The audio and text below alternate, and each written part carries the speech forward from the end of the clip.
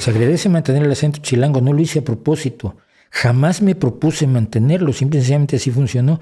Y siempre doy el ejemplo de los amigos argentinos que llegaron a México exiliados con el golpe de Estado.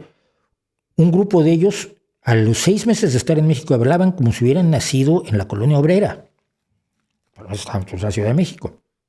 Y otros pasaron 20 años y hoy en México siguen viviendo en México y sin embargo no han perdido el acento.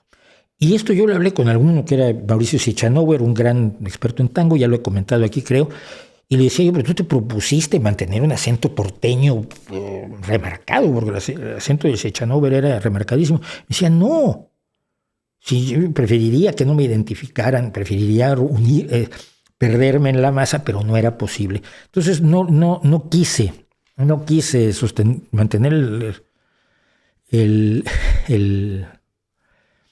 acento, simplemente me pasó así.